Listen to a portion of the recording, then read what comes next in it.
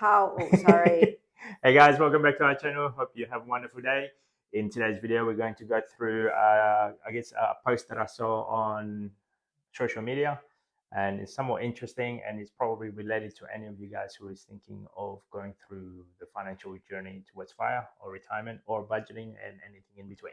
Or investment, Oh, yeah, like buying your first home. So today's topic is how soon should you talk to your broker before you purchasing your first home, like or whether investment or any property, for that instance. So at one stage of my life, is I didn't even think of purchasing a property. Remember that day? Yeah, it wasn't. It wasn't that long ago. Yeah. So my thought process is like, no, I'll never buy a property. Why was that? I never thought of the idea of me owning my own property. You thought that you couldn't achieve it? Pretty much. You thought it's too hard to achieve it?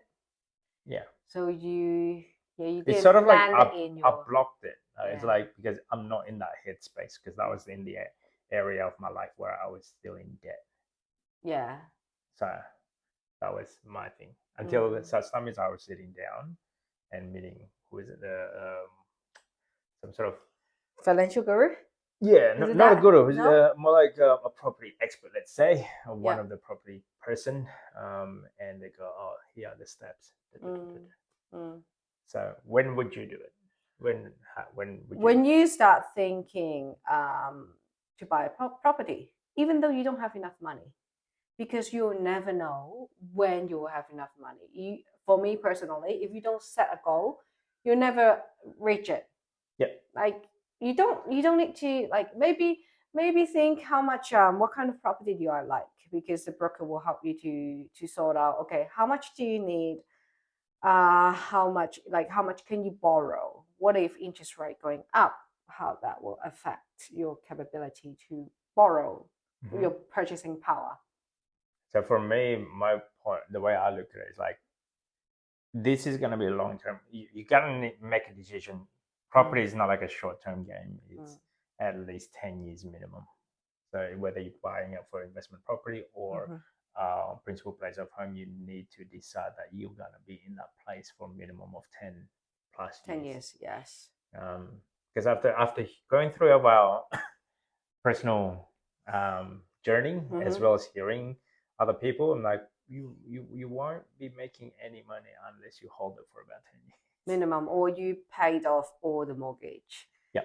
If you've been only paying interest only, that's what a lot of financial advisor mentioned. Just pay off your interest, do not pay down the principal. Then 10 years later, you will double it. But there's that aspect of it. There's a lot of different calculation of it. Yeah, but then your loan amount still remain the same. So you just have to wait for the capital gain. Anyway, when do we talk to broker? Well, okay, so in that aspect of it, I guess, are you deciding when you're going to be borrowing in the first place? What if you're not? So I guess the what we did is like figuring out how much can I borrow. Correct. And based on how much can I borrow, they can assess what's your income. So from your income, then you would need this amount as a deposit. I'll say don't drag it too late, because some people I know, they like to go shopping, they like all these houses. You just window shopping something you cannot afford. You're wasting your time. Yeah. Just be real. Look, okay, that's how much I earn, that's how much I have. How much can I borrow? Then at least you know your limit, your budget, then you go shopping.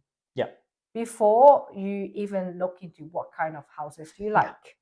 Talk to broker first. Work on your finance part of it. Like if you've got the deposit, great. But if you don't have the deposit, at the very least, it's something that you can work towards before you're even considering going to the next stage. I guess a mortgage broker can go through all of those steps for you.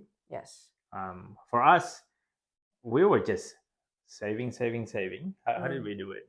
Yeah, we saved a lot till we know that, okay, we should have enough deposit, because that time we were just buying investment properties. So we don't really care.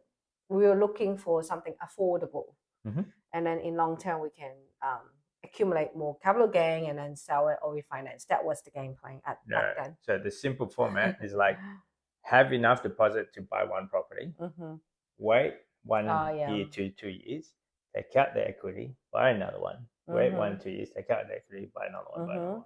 Yeah. And then over 5 years, you should accumulate, let's say, 5 to 6 properties or so, sell 3, sell half of it, 50% of it, and then pay off the profit with the other 50% of your portfolio. And hopefully it can generate enough income to cover your expenses throughout your lifetime. And what happened now? Gone. Great concept. Great concept. And then we didn't know there was actually risk involved. The holding costs, the renovation, there's that. There's a lot of hidden costs that not a lot of people talk about owning a property. They only see like, hey, congratulations, you've got this amount of properties in your portfolio. Yeah, under your name, but you still have to pay all the mortgages. Anyway, that's not the main topic. We're talking sidetrack again. Yeah. For us, we talk to our broker as soon as we had some sort of deposit. Yes. Yeah. Before we start looking, because it's just wasting of the time. That time we were using a buying agent at the beginning of our investment journey. Yeah. So we were using the buying agent. So they were asking, how much do you have? What's your income? Yeah. And then they send us to broker first. Oh, yeah. So that's the first step. You have to talk to broker before anything. So they know how much you can borrow, how many at that time, because how many properties we can purchase and what's the price limit. But then for whatever they're buying is around our budget anyway. We did the research and know how much it was. So we have enough money. But then at least the broker know how much we can borrow first. What if you like a house and then you cannot borrow enough money? And what are you doing? Getting emotional, getting upset, getting more debt? Yeah. It's not being realistic. Yeah, not being realistic. You're just putting more stress on yourself. So you should talk to broker as long as once you have the mindset of purchasing a property, doesn't matter investment or your principal place of residency. This is only valid if you're actually buying it using debt, using a mortgage. Now, obviously, if you're buying it in How cash, many people can buy in cash? I know, but yeah, I mean, like if you buy in cash, but then you probably don't need to watch this. But definitely for those who is looking at like as in a dollar figure, because you don't know what it is, and then realizing, well, how do I figure that out? And then you got to work backwards. Yeah. I remember first property I purchased, I was just relying on online tool. Sometimes they're not that accurate because the broker will help you to put in how much your income, and then do you have any other income like side hustle or other investment or shares, dividends, anything, and then your credit card limit. It was a big thing for us that time. Yeah. Because our credit card limit was too high. So the broker, these are not in the internet tools. So you need a broker to help you how much of the credit card limit you can have before you have the borrowing power or the loan amount from the banks. So the broker told us, okay, you have to cancel this card. You're not using it, just cancel it. Yep. We didn't use them anyway. We were having them as a backup. We didn't have to pay anyway. Beforehand, it was like our emergency is a credit card. And I'm like, yeah, that wasn't cool. Now looking back, like, why would I want to use a credit card? But anyway, yeah. That was one of the advice. That's the advice we got given. Yeah. Someone advised you should have as many credit cards as you can. So if you need to get any emergency, you can use your credit card. Credit is the best. And now looking back, it's like, no. Do we own a credit card? No, we don't use it anymore. We were lucky. We didn't spend much. We always very frugal, live below our means. And then that time I think maybe we got 50,000 limit for our credit card. Yeah, it was something ridiculous. I'm like, what do I need this amount? Like, and then one of the brokers actually goes to me, you either you need to chop all of them, or if not, just have the bare minimum. Like they didn't give us a figure. Like, well, we don't really use it, so why don't we just keep on dropping it down? Yeah. So but that's those advice. You wouldn't just think of it if you're first time purchasing a Mhm. property. So she gave us all these advice, and then we can borrow money. Yeah, the less credit, what I realize now, the less credit card that you have, or I guess consumer debt, Mm. the higher chance you can borrow as a mortgage. Yeah. Yeah. Yeah, So at least you have more option. Not that you have to use all the loan amount that they provided to you, but at mhm. least you have more option. If you see something you really like and you can afford it, then you can go for it. But the summary, when you think of buying a property, then you should talk to a broker. Not that it means you can just purchase a property Yeah, maybe in a week or two, maybe the year after, it or takes maybe two yeah, years. it takes a while. Like from the time that we sit down to a broker until Mm. we physically purchase a property, it went for about a Of year. Yeah, I don't know, because that time I had a property already.